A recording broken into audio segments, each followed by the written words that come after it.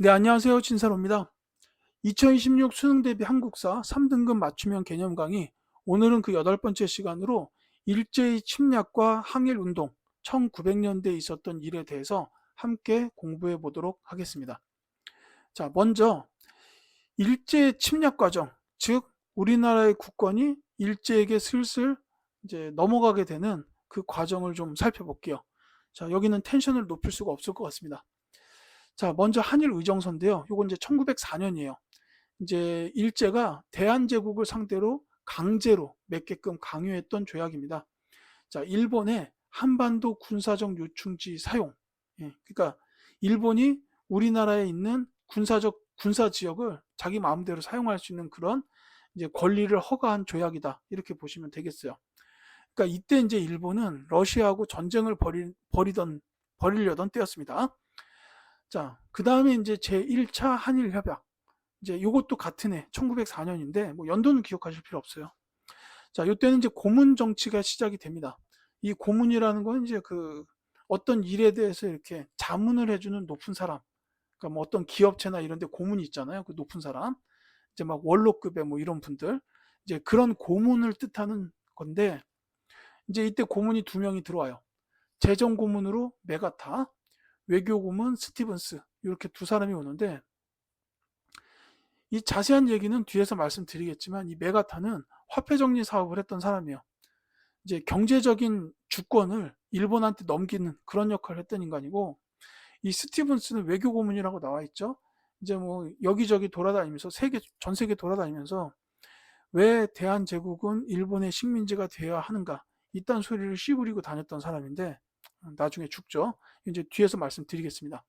자, 그다음에 이제 세 번째가 이 일본의 한국 지배에 대해서 열강들이 인정을 해줘요. 자, 그러니까 이제 당시에 뭐 이제 세계적인 열강 나라들이 있었잖아요. 여기 뭐 미국, 영국, 러시아 이렇게 써놨는데 이 미국하고는 가스라테프트 밀약을 맺어요. 그래서 이제 이 내용이 뭐냐면 야, 그래 미국 너희는 필리핀이 너네 식민지 맞아. 그러니까 대한제국은 우리 식민지가 되는 거야. 이렇게 이제 밀약을 맺은 게 이게 가스라테프트 밀약이고 이제 영국 같은 경우에도 제2차 영일동맹을 통해서 그래 일본 너희가 대한제국을 식민지로 갖게 되는구나 라고 인정을 한 거예요. 그 다음에 이 포츠머스 조약은 러일 전쟁이 끝난 다음에 러시아하고 맺은 조약입니다. 이때 이제 러시아 같은 경우에도 일본의 그 한반도 지배를 인정하게 된다라는 거죠. 자, 이런 과정에 의해서 이제 1차 한일협약 뒤로 을사늑약, 즉 제2차 한일협약이 맺어집니다.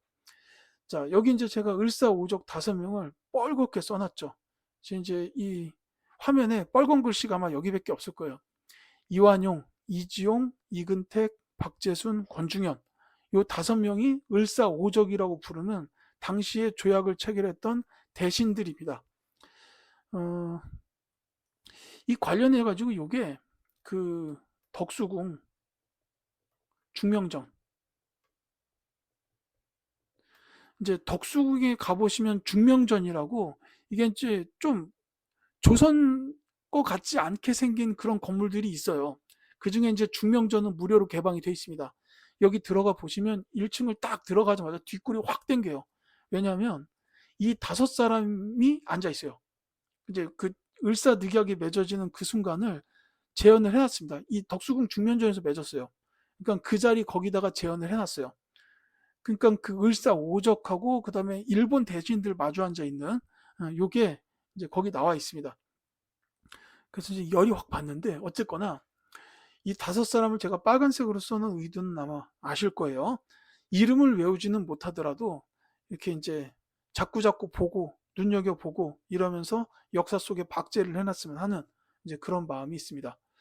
어쨌든 이 을사오적들이 고종의 허락도 받지 않고 조약을 맺었어요. 그 주요 내용이 뭐냐면 대한제국의 외교권이 박탈되는 거예요. 이제 더 이상 대한제국은 외교권이 없어요. 그러니까 이제 대한제국과 외교를 하고 싶으면 일본한테 해야 돼요.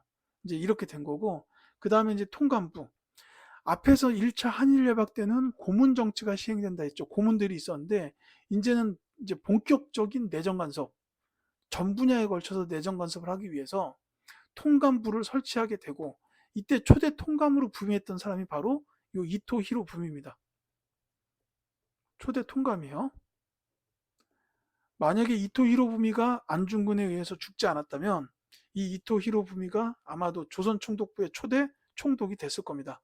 근데 어쨌든 이때 이제 통감부를 설치하면서 이제 본격적으로 이제 내정을 쥐고 흔들겠다 이렇게 된 거죠. 그래서 이제 여기서 중요한 거는 외교권 박탈 그리고 통감부 설치. 이게 이제 을사늑약이다라는 겁니다. 아주 마음 아픈 내용이긴 하지만 그래도 기억해 두셔야 돼요. 자, 그 이후에 이제 있었던 일이 뭐냐면 이제 고종이 말씀드렸죠. 이게 이제 고종이 허락하지 않았어요. 그러니까 조약을 무효화 선언을 합니다.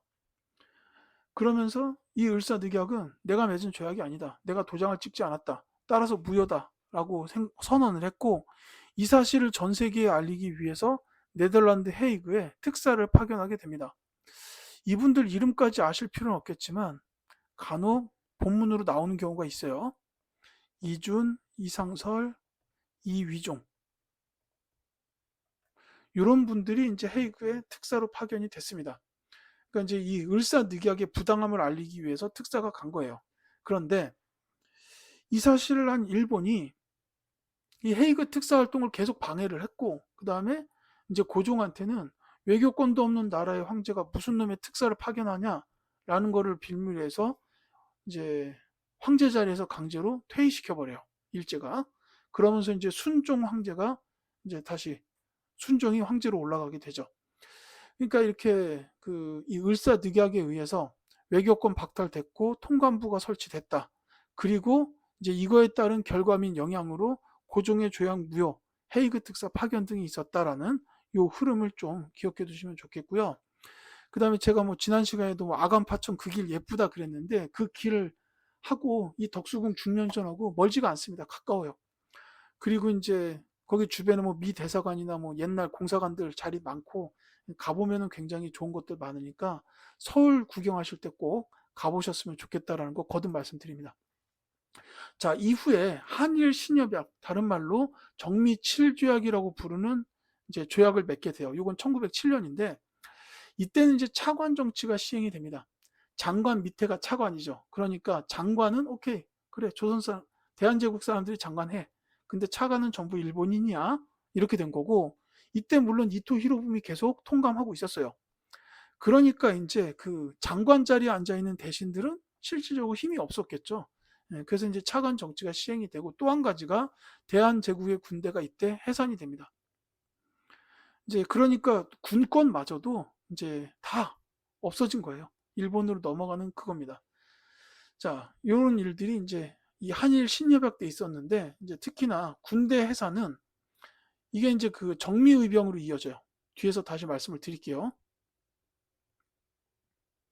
이때 군대가 해산이 되면서 일자리를 잃게 된 군인들이 이제 대거 의병에 가담하게 됐다. 이런 얘기입니다. 그 다음에 이제 영토마저도 강탈을 하게 돼요. 자, 독도. 이미 고종은 그 전에 대한제국 칙령 41호를 통해서 독도는 우리 대한제국의 영토이다라는 사실을 공식적으로 선포를 한 상태였어요. 근데 러일 전쟁 중간에 일제가 이 독도를 갖다가 자기네 씨만의 현에다가 불법적으로 편입을 시켜 버립니다. 그러니까 이제 이게 자기네 영토라고 주장하는 근거가 여기서 나온 거라고 볼 수도 있겠죠. 기분 안 좋네요. 그 다음에 이제 간도 협약이 있는데 이 간도 협약은 좀 복잡해요. 그러니까 이 간도 지역, 그러니까 지금으로 따지면 압록강 북쪽, 지금은 이제 중국 땅이죠. 근데 요 지역은 그 전에도 우리나라랑 청나라 사이에서 영토 분쟁이 계속 있었던 곳이에요.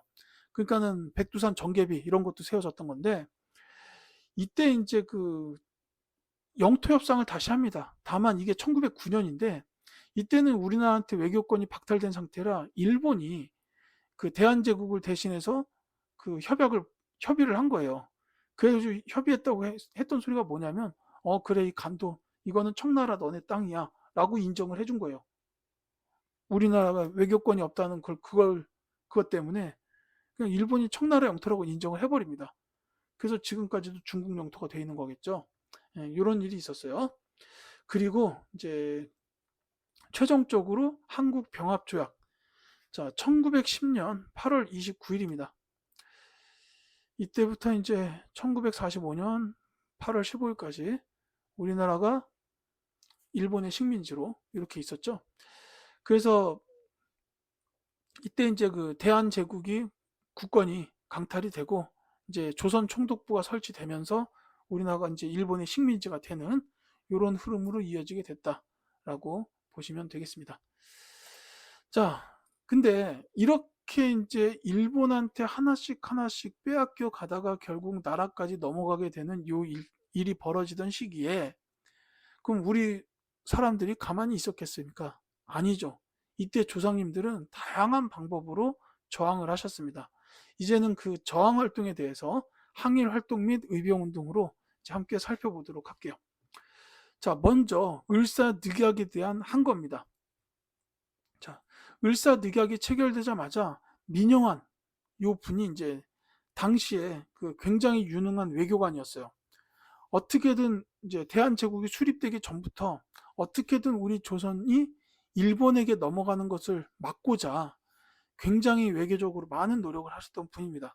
막 러시아까지 가가지고 황제를 만나서 이제 막 구해달라 막 이런 것도 하고 굉장히 많이 노력하셨던 분인데 을사늑약이 체결되자마자 이분이 이제 자결을 하십니다. 이제 그 이후로도 이제 많은 전현직 대신들이 자결을 했어요. 그 다음에 이제 의거 활동 이때부터 이제 본격적으로 시작이 되는데 스티븐스 아까 말씀드렸죠. 외교 고문입니다. 이제 여기저기 돌아다니면서 왜 대한제국이 일본의 식민지가 되어야 하느냐를 씨부리고 다녔던 인간. 그래서 이 인간이 미국 샌프란시스코에 떴다라는 소식을 접하자마자 이 두 분, 장인환, 전명훈, 이 두 분이 이 샌프란시스코에 나타난 스티븐스를 저격을 했어요. 근데 이 두 분이 뭐 사전에 약속을 했다거나 함께 간 게 아니에요. 따로따로 나타났다가 이제 힘을 합쳐서 이 스티븐스를 결국 저격을 했습니다. 그 다음에 이제 통감이 설치되면서 부임했던 초대 통감 이토 히로부미를 안중근 의사께서 사살을 하셨어요. 이런 활동도 이때 있었습니다. 매우 중요합니다. 두 분 다 중요해요. 자, 특히나 이 장인환 전명훈 요 두 분의 스티븐스 저격 사건, 이 사건이 나중에 이제 이게 미국에서 있었다 그랬잖아요. 이게 나중에 그 미주 지역의 독립단체인 대한인 국민회 이 독립단체의 설립으로 이어져요. 그래서 이 장인환 전명훈 의사의 활동이 그 미주 지역의 대한인 국민회라는 독립단체를 설립하는 대로 이어지고 그 다음에 이제 안중근 의사의 이토 히로부미 사살 요거는 이제 그 의거 활동이라고 했지만은 의병 전쟁 중에 일어난 활동으로 해석하시는 분들도 있어요. 뭐 그것도 중요하고 그 다음에 이 안중근 의사에 대해서는 한 가지만 더 기억해달라고 하면은 동양평화론이라는 책을 쓰셨어요. 아, 이건 책이니까 이렇게 표현하는 게 낫겠네요. 이 안중근 의사가 이토 히로부미를 사살한 다음에 이제 그 리순 감옥에 수감이 되십니다. 그 감옥에서 동양평화론이라는 책을 저술을 하셨어요. 이것까지는 좀 기억해 주셨으면 부탁드립니다. 자, 다음 넘어갈게요. 자, 의병 활동에 대한 얘기입니다. 이 의병 운동은 굉장히 그 폭넓게 이루어졌어요. 요게 이제 그 전에 위정척사 운동하고도 연관이 있죠. 그러니까는 이제 개항이 이루어지기 전부터 서양과의 통상 수교를 반대했던 분들이 있었어요. 이분들이 이제 개항 시기에 위정척사 운동을 벌이죠. 그리고 이제 그렇게 뭐 상소를 올리고 외치고 이런 것만으로는 안 되니까 결국은 의병 활동까지 하게 되는 거예요. 그러니까 외세 침탈에 저항해서 의병 활동까지 하게 된 겁니다. 맨 처음이 이제 을미의병이죠. 잠깐 말씀드렸는데 단발령에 대한 반발이었어요. 특히나 이제 양반 유생 출신 분들 이분들이 이제 의병을 조직해가지고 이제 반발을 했는데 이제 고종이 단발령을 처리를 하면서 의병들아 해산해라 이러니까 해산을 했다라는 거죠. 그 다음에 이제 두 번째가 을사의병입니다. 이거 이제 을사늑약 여기에 이제 반발한 의병 활동인데 이제 뭐 요 최익현 같은 분은 이제 전라북도 저 그 정읍 근처에 태인 이쪽에서 걸기를 하셨고, 그 다음에 이제 여기서 신돌석이라는 분의 이름이 나오는데, 요 이름 딱 들어보시면 어때요? 요 분은 평민 출신의 의병장이에요. 신분제 폐지됐다고 했죠. 이게 이제 이게 1895인데 그 전년 갑오년에 신분제가 폐지됐어요. 을사의병은 1905년이죠. 그러니까 이제 평민 출신의 의병장, 그러니까는 이제 지도자, 의병장 하려면 지도자여야 되잖아요. 그러니까 평민 출신 지도자도 이때부터 나오게 되었다라는 겁니다. 그래서 이제 요거는 신분제 폐지 이후의 일이구나, 이렇게 추론하실 수도 있겠지만, 어쨌든 요 중요한 거는 이런 분들이 을사늑약에 반발해서 의병 활동을 했다라는 거고, 그 다음에 가장 중요한 의병은 뭐니 뭐니 해도 정미의병이에요. 자, 이거 1907년에. 자, 이때는 중요한 일이 여러 가지가 있었어요. 그 전에 고종이 강제 폐위됐었어요. 이 1년 전에 고종이 강제로 퇴위당했고, 그 다음에 정미 7조약, 즉 한일 신협약을 통해서 대한제국의 군대가 해산이 됐습니다. 그러니까 이제 그때 해산된 군대에 있었던 군인들, 그 다음에 고종의 강제 퇴위를 반대했던 사람들, 이들이 이제 힘을 합쳐서 거병을 하게 되는데, 이게 규모가 어마어마하게 커져요. 그래서 13도, 각 도입니다. 뭐 함경북도, 함경남도, 경상북도, 경상남도, 전라북도, 전라남도, 이제 뭐 이런 식으로 만들어진 그 13도 단위에서 의군, 창의군, 의군이 창설이 돼요.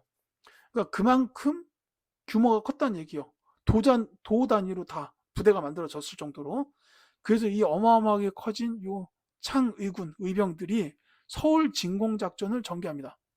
서울로 진입해서 공격하자, 이런 작전을 전개를 해요. 근데 이제 이 작전은 실행이 되고 이제 어느 정도 성과는 거뒀지만, 다만 이제 나중에 일제가 남한 대토벌, 이 서울 진공작전에 대응한 일제 방식이 남한 대토벌이었어요. 그래서 이때 뭐 무고한 사람들도 많이 이제 돌아가시게 됩니다. 이제 어쨌거나 이 정미의병은 이제 고종의 강제퇴위랑 특히나 군대 해산, 이게 정미 7조약이었어요. 한일 신협약. 그 한일 신협약의 결과 군대가 해산이 됐고, 그때 군인들이 이 의병에 대거 가담을 해서 13도 창의군 결성됐고 서울 진공작전 전개했다. 이렇게 이제 흐름을 이해해 두시면 되겠습니다. 자, 그 다음에 이제 애국 계몽 운동이 있어요. 이제 뭐 저렇게 의병 운동을 통해서 막 투쟁을 하고 싸우고 이런 것도 있었지만은, 이제 지적으로, 지식적인 측면으로 좀 실력을 늘리자라고 이렇게 했던 운동도 있습니다. 그래서 이제 여기서 말하는 실력 양성이라는 거는 이제 뭐 단체를 결성한다든지 교육 및 언론 활동, 산업 진흥 활동한다, 뭐 이런 것들 통해서 이제 나라를 지키자라고 생각했던 이런 움직임도 있었다라는 거죠. 그래서 이제 주요 애국 계몽 운동 단체를 보면 일단 보안회가 있어요. 이것도 보시면 일제의 황무지 개강권 요구를 철회했다라는, 뭘 막아냈다라는 거죠. 이제 이렇게 뭘 막아냈던 게 이전에 하나가 더 있었어요. 뭐냐면 독립협회가 러시아의 저령도 조차 요구를 저지시켰다라는 게 있었어요. 그리고 또 한 가지 이렇게 이제 막아낸 게 이 보안회가 일제의 황무지 개강권 요구를 철회시켰다라는 겁니다. 자, 이것도 매우 중요합니다. 다만 시기상으로 이제 독립협회는 1890년대 후반, 그 다음에 이 보안회는 애국 계몽운동 단체이기 때문에 1900년대에 있었어요. 이렇게 시기 구분이 큰 의미는 없지만 이제 그렇게 이제 이해해 주시면 좋겠고, 그 다음에 이제 뭐 헌정연구회, 이제 입헌 정치 추구에 따라 나와 있죠. 헌정연구회니까. 그리고 또 대한자강회가 있었어요. 요건 이제 말 그대로 대한제국이 자력적으로 강해져야 된다, 이건데, 이 단체에서는 고종이 강제 퇴위당한 거를 반대하는 운동을 전개했어요. 이게 이제 나중에 뭐 독립의군부 이렇게 이제 바뀌기도 될 겁니다. 근데 뭐니 뭐니 해도 중요한 애국계몽운동 단체는 다음 페이지에 있습니다. 바로 신민회입니다. 매우 중요합니다. 자, 이 신민회 같은 경우에는 이 폭넓은 활동을 했어요. 이제 안창호, 양기탁, 이 안창호는 도산 안창호 선생님 맞습니다. 그 다음에 양기탁 선생, 요 분들이 주도해가지고 설립한 애국계몽운동 단체인데요. 이제 굉장히 폭넓은 분야에서 활동을 하셨어요. 실력 양성뿐만이 아니라 무장 독립 전쟁까지 준비했어요. 그러니까 이 신민회에서는 갖고 있었던 생각이 뭐냐면, 아, 이대로 가다가 우리 대한제국은 결국 일본의 식민지가 되겠구나. 그러니까 그 뒤에도 우리는 계속해서 일제에 싸워야 된다라고 생각을 했던 거예요. 그래서 무장 독립 전쟁을 준비했는데, 이제 그 대표적인 내용, 실력 양성 관련된 게 오산학교랑 대성학교를 설립했다. 이제 학교를 세워서 계속적으로 이제 인재를 양성하면서 나라를 키우자 이런 거였어요. 그 다음에 이제 태극서관, 이건 서점이에요. 그 다음에 자기 회사는 도자기, 예, 그 회사를 운영한 게 이제 경제적인 부분도 계속해서 이제 늘리려고 했던 거죠. 그러면서 한편으로는 요거 국외 독립운동 기지를 건설한 겁니다.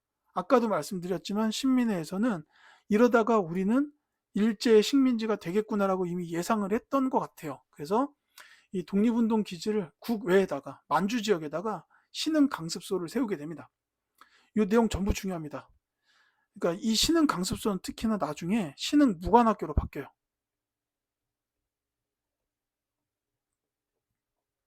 일제 강점기 때 그 젊은 청춘들의 로망이었던 이 신흥 무관학교로 바뀌게 됩니다. 여기서 이제 군인들이 양성이 되죠.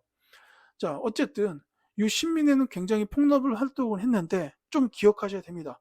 오산학교랑 대성학교 설립했고 태극서관이랑 자기회사 운영했고 그 다음에 국외 독립운동 기지를 건설을 했다. 그러니까 이제 일제로부터 식민지가 되겠구나라고 예상하고 이런 일까지 이제 내다보고 시행을 한 겁니다. 다만 이 신민회는 일제강점기가 되고 나서 초기에 105인 사건, 일본이 뭐 일본이 조작한 사건이에요. 자기네 총독 암살 미수 사건 해가지고 여기에 배후에 이런 사람들이 있다라고 해서 105명을 꼽아내는데 여기에 이제 신민회 회원들이 대거 들어 있었습니다. 그래서 이 사건 때문에 신민회가 와해되고 말아요. 일제가 조작한 사건입니다. 자, 어쨌든 이 신민회 매우 중요하기 때문에 기억을 하시고 그 다음에 이제 언론 활동 해가지고 제가 대한매일신보, 황성신문 이렇게 써놨는데 이 사실 이 대한매일신문 요 뒤에 바로 또 나와요. 근데 여기서 이제 말씀드릴 거는 요 신민회 회원 멤버였던 양기탁 요 분하고 베델 요 영국 사람이에요. 영국인. 그 다음에 양기탁 요 분들이 이제 힘을 합쳐가지고 설립한 신문사입니다. 원래 이제 이 영국인 베델은 그 영국 신문사의 통신원으로 이제 우리나라에 들어왔다가 이제 우리나라를 사랑하는 마음으로 이제 언론 활동을 계속하면서 대한매일신보를 창간을 하신 거죠. 그래서 이제 이게 대한매일신보의 설립자는 베델로 돼 있어요. 공식적으로. 그러니까 여기서는 일제의 비판적인 기사를 마음껏 보도를 합니다. 왜냐하면 영국 사람이 세웠잖아요. 그러니까 이 신문사를 탄압하는 순간 영국하고 싸워야 돼요. 일본 입장에서. 그러니까 이제 그렇게 되놓으니까 일본에서 이제 속이 부글부글 끓는데 이 대한매일신보를 어찌하지를 못했어요. 그랬기 때문에 이 시기에 당시에 사람들한테 가장 많이 읽혔던 신문이 바로 대한매일신보였습니다. 그리고 이제 뒤에서 말씀드리겠지만 이 대한매일신보는 국제보상운동을 지원한 언론사이기도 하죠. 그 다음에 이제 황성신문에 관해서는 이게 간혹 시험에 나오는 게 뭐냐면 이제 여기 주필 장지현 선생의 시일야 방송대국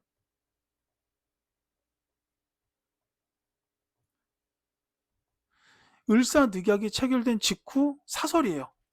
근데 이 시일야 방송대국이란 오늘 목 놓아 통곡하노라라는 뜻이에요.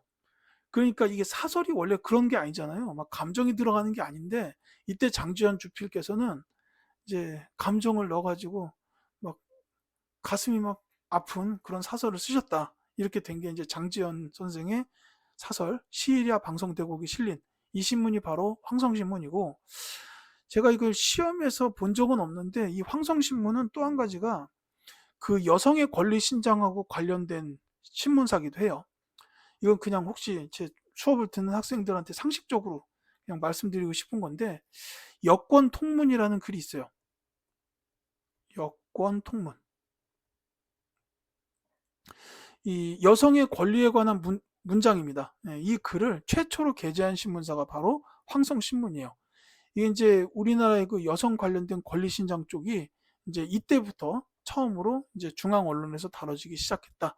이 정도로 알아두시면 되겠습니다. 자, 경제 침탈 및 거기에 맞선 경제적 구구 운동이에요. 자, 먼저 열강들의 경제 침탈부터 볼게요. 자, 대무역 사항을 보자면은 맨 처음에 이제 개항을 했을 때는 일본의 개항장 무역이 먼저였죠. 10리 이내. 그러니까 이제 부산, 원산, 인천에서 개항을 했는데 이제 그 개항장 주변의 10리 이내에서만 일본 상인들이 활동할 수 있었다라는 겁니다. 그런데 조청상민 수륙무역 장정, 조청상민 수륙무역 장정 체결을 계기로 해서 청나라 상인들은 내지 무역이 가능하도록, 그러니까 서울까지 들어올 수 있었다. 이렇게 된 거죠. 그리고 이제 요 이후로 뭐 청나라만 했겠습니까? 일본도 들어와, 프랑스도 들어와, 독일도 들어와, 영국도 들어와 이렇게 됐겠죠.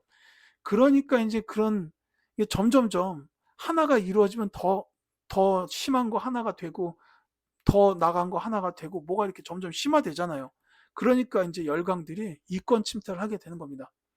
철도 부설, 뭐 프랑스나 일본이 뭐 철도를 부설하는 권리를 가져갔고 각종 채굴권, 이를테면은 미국은 금을 좋아하고 러시아는 나무를 베는 걸 좋아해요.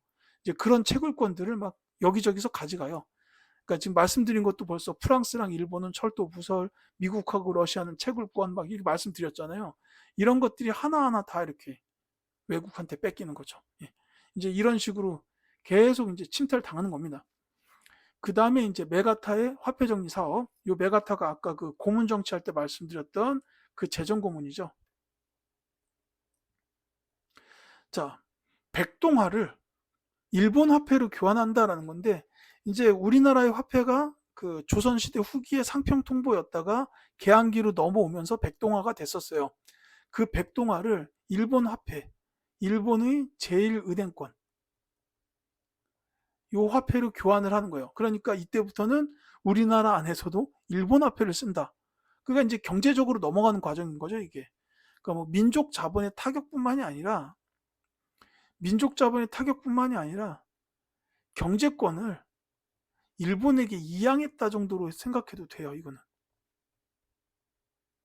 요 정도의 의미가 있다라고 보시면 이양이라기보다는 침탈을 당했다라고 말하는 게 맞겠죠. 예. 요거는 좀 단어를 제가 잘못 선택한 것 같습니다. 죄송해요. 이양이 아니에요. 침탈이지. 예. 경제권을 일본에게 침탈당했다. 이렇게 보시는 게 맞겠습니다. 예. 자, 그래서 이제 그에 맞선 우리가 어떤 운동을 펼쳤냐? 이게 이제 경제적 구구 운동인데 먼저 이제 보시면 방공령 사건이 있어요. 이게 처음에 강화도 조약을 맺고 부속 조약을 체결할 때는 우리나라의 쌀을 일본으로 무제한 수출할 수 있게끔 해놨었어요. 근데 이렇게 해놓으니까 쌀이 계속 나가는 거예요. 우리나라 농민들도 먹을 쌀이 없을 만큼 그렇게 쌀이 계속 나가는 거예요. 거기다가 흉년까지 들었네요. 그러면 이제 곡물 유출, 흉년 이런 게 들면 이제 우리나라 사람들이 먹을 쌀이 없잖아요. 그러니까 이게 나중에 조일 통상 장정을 체결하면서 이제 보안 정책을 거기다 집어넣은 게 방공령이었어요. 그러니까 쌀 수출에 제한을 두는 거예요. 지방 관찰사 수령들의 권한으로 이제 일본의 쌀 수출을 막는 거예요. 다만 여기에 한 가지 제한 조건이 있었는데 뭐냐면 한 달 전에 미리 통보해 달라라는 거였어요. 그러니까 이제 어느 날 뭐 경기도의 관찰사가 일본한테 말을 하는 거예요. 우리 한 달 뒤부터는 당분간 일본에 쌀 수출 안 하겠다라고 이렇게 선언을 한다는 겁니다. 그런데 그런 이제 조약상의 권리에 의해서 이제 1889년, 1890년에 방공령을 선포를 해요. 하는데 일본이 억지를 부립니다.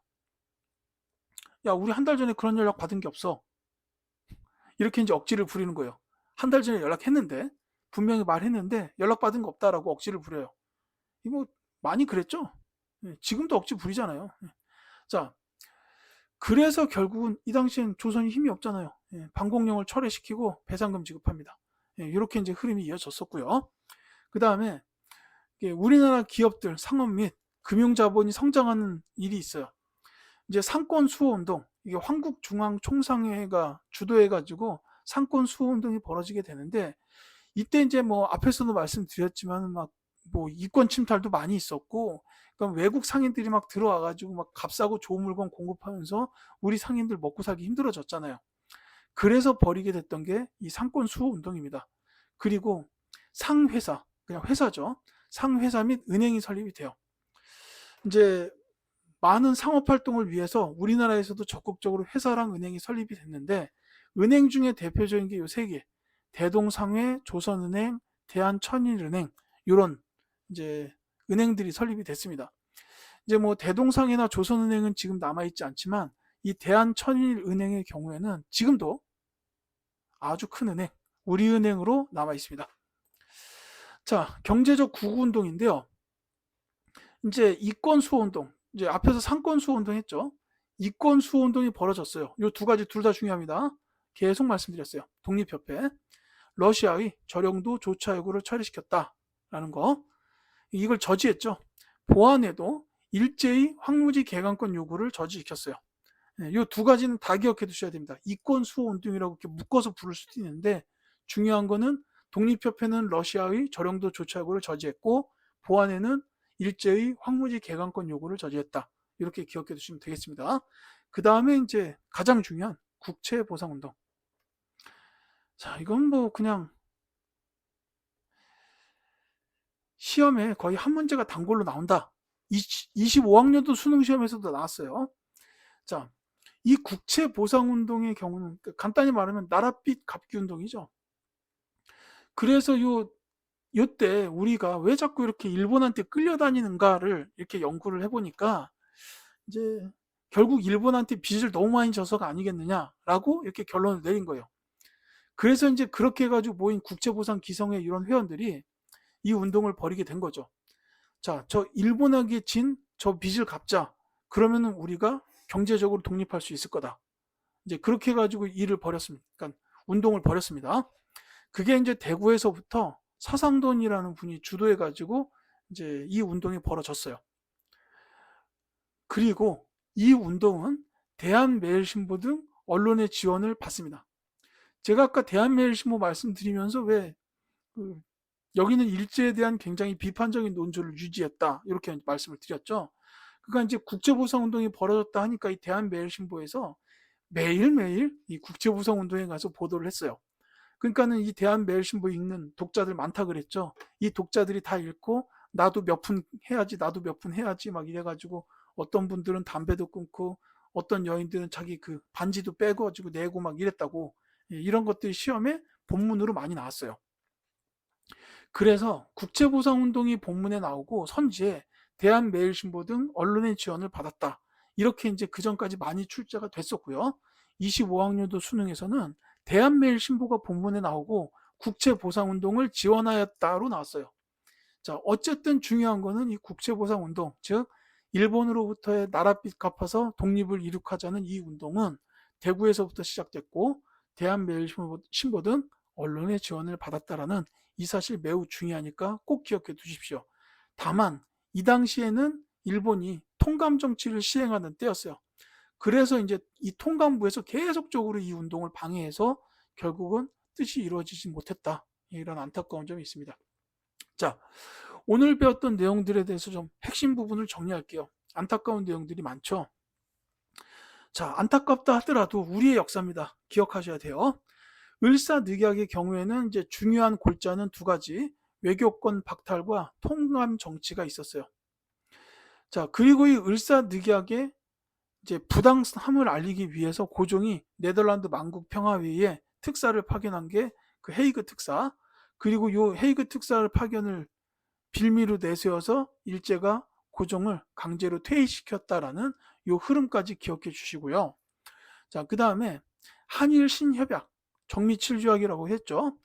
이 조약에 의해서 대한제국의 군대가 해산이 됐고, 이때 이제 일자리를 잃어버린 군인들이 대거 정미의병에 가담을 해가지고 13도 창의군이 결성이 되고 그들이 서울 진공작전을 펼쳤다까지 이렇게 이제 알아두셨으면 좋겠어요. 이 흐름대로 기억하셔야 됩니다. 자, 그 다음에 의거 활동으로는 장인환 전명훈 의사의 스티븐스 저격 사건 요게 있었고, 그 다음에 안중근 의사의 이토 히로부미 사살, 요 다 기억해 주시기 바랍니다. 그 다음에 제가 독립협회는 어차피 이제 1890년대에서 설명했기 때문에 안 써놨지만, 애국 계몽운동 단체로서는 2개, 보안회는 일제히 황무지 개강권 요구를 저지한 단체다, 이렇게 기억하시고요. 신민회 같은 경우에는 정말 다양한 활동을 했다. 이제 오산학교 및 대성학교를 설립했고, 태극 서감 및 자기회사를 통해서 경제적인 운동을 펼쳤고, 그 다음에 국외 독립운동 기지까지 건설했다. 이게 이제 신흥 강습소. 자, 그 다음에 이제 국제보상운동 매우 중요하다고 말씀드렸죠. 대구에서 서상돈이라는 분께서 주도하시면서 시작이 됐고, 이게 특히나 대한매일신보 등 언론의 지원을 받았다라고 매우 중요한 내용이기 때문에 꼭 기억해 두시기 부탁드리겠습니다. 자, 제가 오늘 준비한 수업의 내용은 여기까지입니다. 이제 이것으로 개항기에 대한 설명을 모두 마치고요. 다음 시간부터는 일제강점기에 대해서 이제 말씀드리도록 하겠습니다. 감사합니다.